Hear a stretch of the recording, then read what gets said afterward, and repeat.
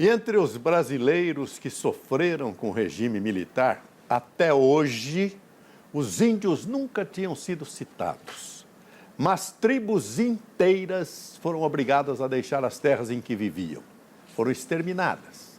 Milhares de mortos. Na segunda reportagem da série Silêncios da Ditadura, o repórter Fábio Diamante mostra o que é o Relatório Figueiredo, documento que narra em detalhes as atrocidades cometidas contra indígenas em todo o Brasil. Torturados, assassinados, expulsos de suas terras. Não podia falar a nossa cultura, né? Se nós conversarmos da cultura, eles já aprendi, coisa, não pode falar isso, aquilo, coisa. O senhor chegou a ser preso? Eu cheguei a ser preso.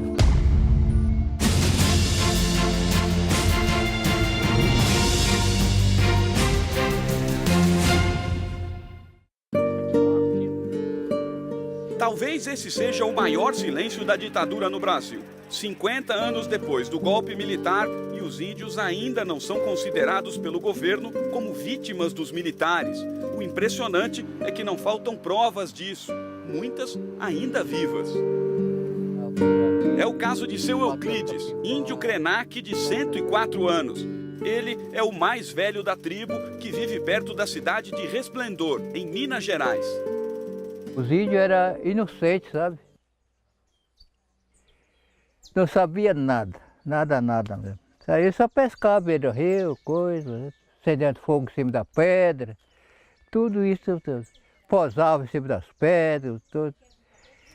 Aí outros somos, eles foram judiados, cadê os brancos?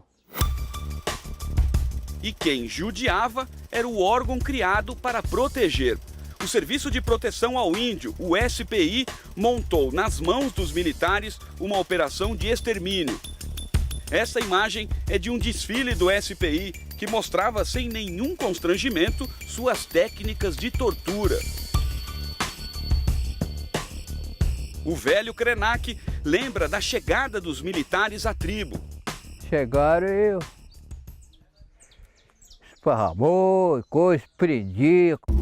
Ele foi preso e torturado. No meio deste matagal estão as ruínas do presídio construído por militares na aldeia dos Krenak. Aqui ficaram presos os índios que se rebelaram de alguma forma contra as regras da ditadura. Os líderes da tribo fazem questão de manter o que sobrou da prisão. É uma forma de garantir que as novas gerações conheçam e acreditem numa história de tanto sofrimento. A caixa d'água do presídio também resistiu ao tempo. Embaixo de uma árvore e tomado por abelhas está o gerador de energia dos militares. Segundo os índios, uma chuva forte derrubou quase tudo. Eles acreditam que a tempestade foi mandada pelos deuses que protegem a tribo. E eu quase morri também, de tanta tristeza. E por que eles fazem isso para nós? Por que será? Os mais novos têm marcado na memória o sofrimento dos pais.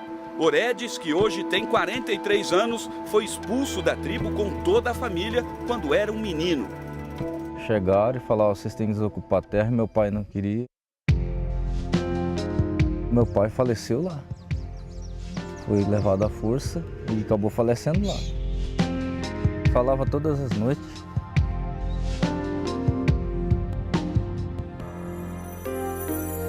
Ainda dói, né?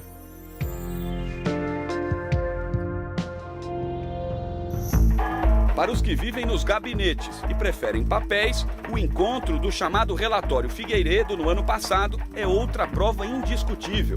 Ele foi escrito no fim da década de 60 pelo procurador da República, Jader de Figueiredo Correia.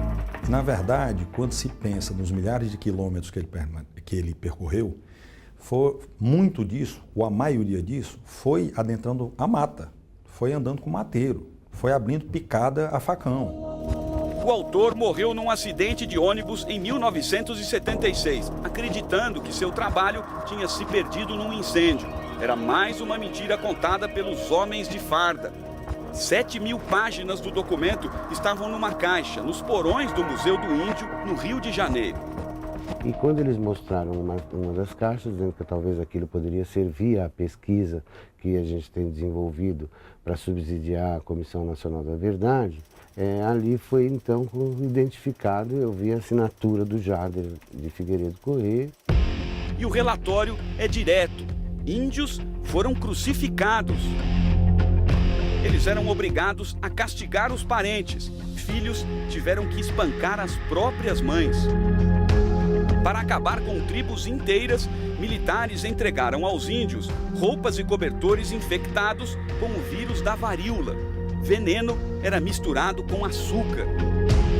E até dinamite foi jogada de aviões. O filme de terror mais sanguinário não mostra o que aconteceu com os índios do Brasil.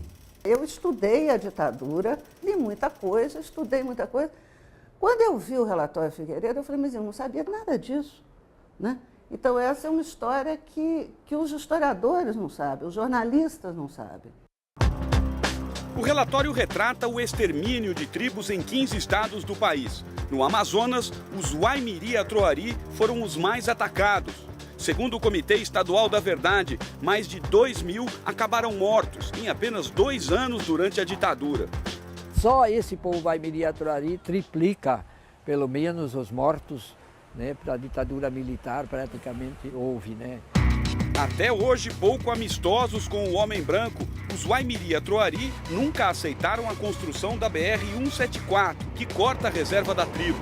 Resultado, a rodovia, única ligação do extremo norte do país, é bloqueada todas as noites. Depois das 6h30 da tarde, ninguém passa.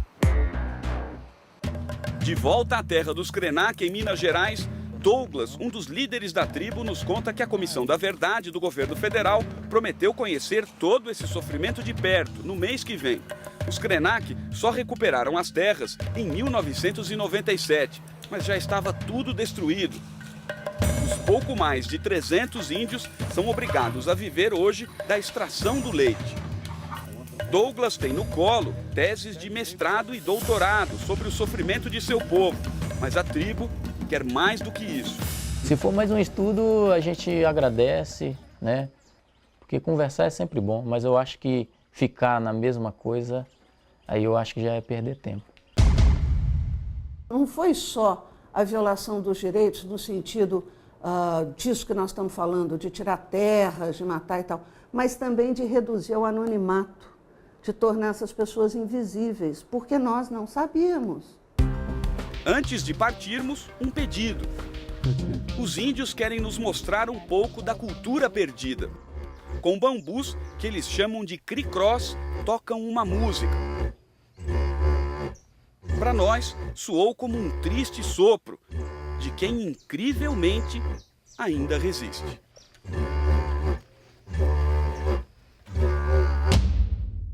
Amanhã você vai conhecer a história do monstro do Triângulo Mineiro, o bode expiatório dos militares em Minas Gerais. Orlando Sabino passou a vida inteira num manicômio, condenado por crimes cometidos pela ditadura.